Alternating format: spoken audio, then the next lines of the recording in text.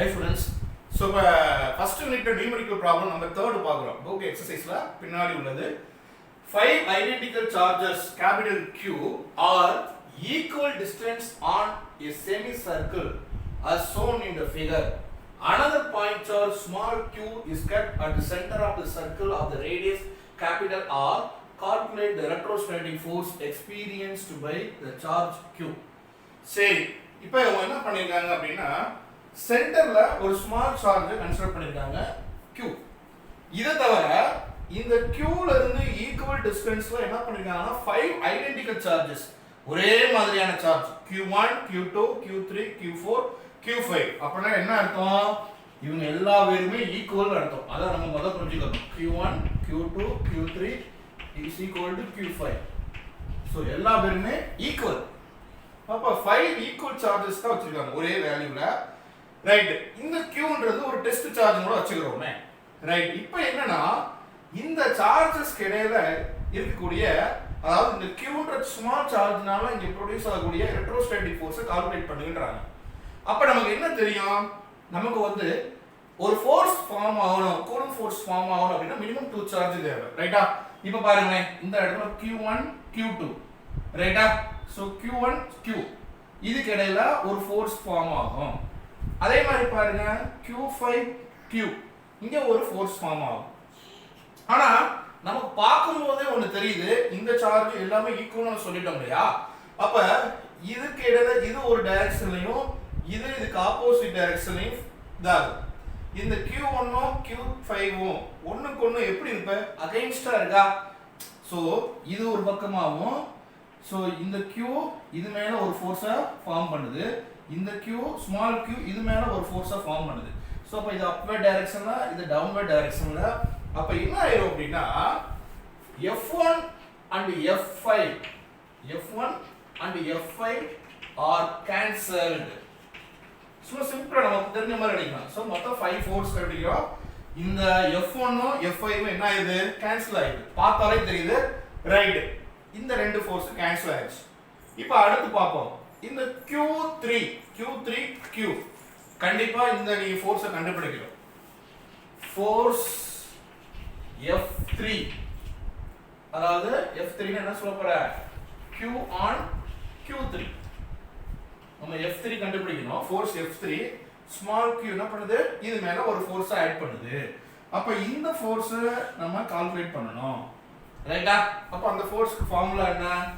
F3 is equal to 1/4 by epsilon k னே போடுறேன். Capital Q நம்ம இங்க Q3 னு போடணும். ஆனா எல்லாமே என்ன பண்ண போறேன்? just taken as Q னு எடுத்துக்கிறேன். எல்லாரும் they are taken as capital Q. K capital Q small q by the distance radius நம்ம capital R squared. இவங்க என்ன டைரக்ஷன்ல இருக்காங்க? x axis தான பாருங்க. அப்ப அவங்களுடைய வெக்டார் வந்து I, இது ஃபோர்ஸ் தான, I கேப் போட்டாச்சு. இப்போ இந்த F2 ஐயும் F4 ஐயும் பாருங்க. F2 இங்க இருந்து என்ன டிஸ்டன்ஸ்ல எந்த பிளேஸ்ல இருக்குதோ அதேதான். அதாவது Q1 க்கு Q5 Q3 க்கு நடுவுல இருக்குது. இங்க பாக்கும்போது Q5 க்கு Q3 க்கு நடுவுல இருக்குது. அப்ப இந்த ரெண்டு பேத்துக்கு இடையில அதாவது Q2 க்கும் Q க்கு இடையில ஒரு ஃபோர்ஸ் வரும். அதே போல Q4 க்கும் ஸ்மால் q க்கு இடையில ஒரு ஃபோர்ஸ். இந்த ஃபோர்ஸ் நான் என்ன சொல்றேன் அப்படினா இங்க வந்து எனக்கு என்ன ஆகுதுன்னா ரெண்டு காம்போனன்ட்ஸா டிவைட் ஆகுதுப்பா. நமக்கு ரிசல்டன்ட் ஃபோர்ஸ் கண்டுபிடிக்கணும் இல்லையா? சோ ஒன்னு வந்து parallel components, ரைட்டா? இன்னொன்னு perpendicular components, ரைட்டா? சோ இந்த perpendicular components நான் F2 sin theta ன்றேன். இந்த இடத்துல theta மென்ஷன். இத parallel components பேர் வந்து F2 cos theta. அதே மாதிரி தான் இங்கேயும் இதுக்கு parallel ஒரு ஃபோர்ஸ், இதுக்கு perpendicular ஒரு ஃபோர்ஸ். சோ parallel ஃபோர்ஸ் நான் என்ன சொல்றேன்? F4 cos theta. இந்த perpendicular ஃபோர்ஸ் வந்து F4 sin theta. அப்புறம் பாருங்க, இது F2 இது F4 இவங்க ரெண்டு பேருமே என்ன பண்ணுவாங்க? ஆப்போசிட் டைரக்ஷன்ல இருக்காங்க இல்லையா? இந்த சார்ஜுக்கு சோ இந்த ஃபோர்ஸ் வந்து கொடுக்கிறது, இது இந்த ஃபோர்ஸ் கொடுக்கிறது. சோ ரெண்டு பேருமே ஆப்போசிட்ல இருக்காங்க. ரைட்டா? அப்ப என்ன ஆகும்? இந்த ரெண்டு வேல்யூ கேன்சல் ஆயிடும். ரைட்டா F2 sin தீட்டாவும் F4 sin தீட்டாவும் கேன்சல் ஆயிடுது. அப்ப நமக்கு என்ன காம்போனன்ட்ஸ் மட்டும் வரும்னா இந்த parallel காம்போனன்ட்ஸ் மட்டும் தான் வரும். அப்ப இங்க F2 உடைய parallel components F2 cos theta. அதே மாதிரி பார்த்தோம்னா Q4 உடைய parallel காம்போனன்ட்ஸ் வந்து F4 cos தீட்டா. நம்ம ஃபோர்ஸ் மட்டும் தான் கண்டுபிடிக்கிறோம். அப்ப நம்ம F2 க்கு பதிலா யாரை எடுத்துக்கிறோம்? F2 ல F2 cos தீட்டா. அதே மாதிரி F4 ல யாரை எடுக்கிறோம்? F4 cos theta. So first F1 F5 cancel ஆயிருச்சு. அடுத்து நம்ம என்ன பண்ணிருக்கோம்? F3 உடைய வேல்யூ கண்டுபிடிச்சிட்டோம். அடுத்து F2 F4 ல பெர்பெண்டிகுலர் காம்போனன்ட்ஸ் கேன்சல் ஆகி ஹரிசாண்டல் காம்போனன்ட்ஸ் மட்டும் நான் எடுத்துருக்கேன். ரைட். இப்போ கவனிங்க. இப்போ இந்த ஆங்கிள்ஸ் நம்ம வந்து என்ன சொல்லுவோம்? ஆக்சுவலா இது வந்து நம்ம என்ன பண்ணுவோம்? 90 டிகிரில தான இருக்கு. இந்த டிகிரி இது வந்து 90 டிகிரி. ரைட்டா? இது 90 டிகிரினா அப்ப இது 45. இது 45 னா இது 45.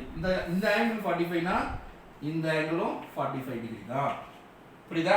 சோ இப்போ இது 90 டிகிரி அப்படினா இந்த ஆங்கிள் 45 னா இந்த ஆங்கிளும் 45 தான்.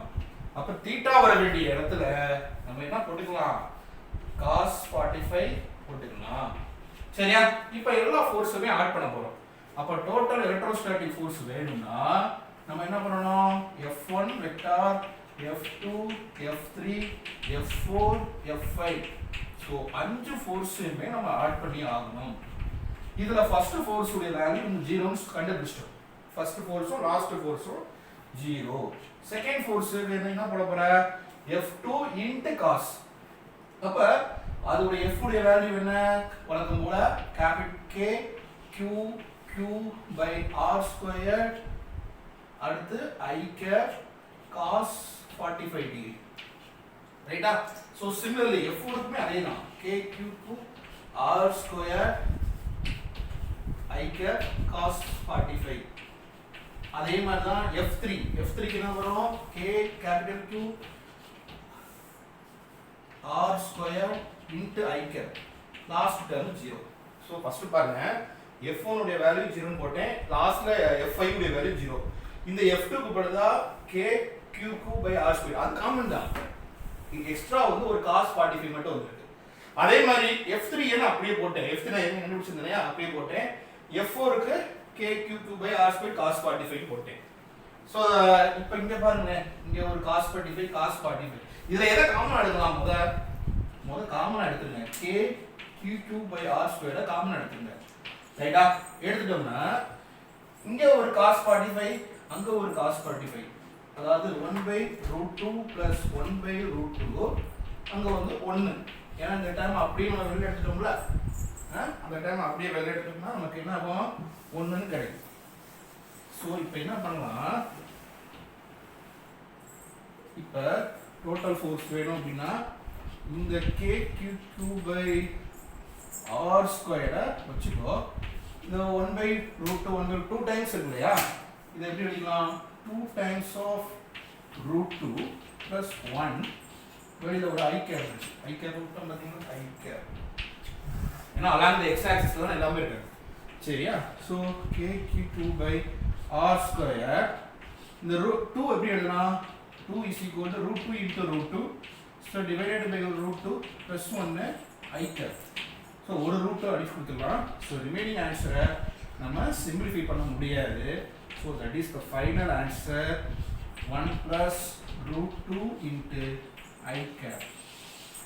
This is the total electrostatic force between the charge Q and 5 identical charges.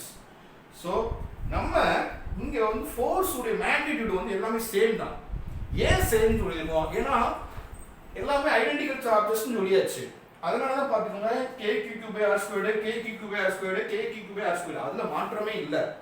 ஆனா இந்த F2வும் F4லயும் ஒரு cos terms ஆட் ஆகுது. அப்ப cos 45 டிகிரி. மத்தபடி எல்லாமே ஒண்ணுதான். So total force value 1. Okay, thank you.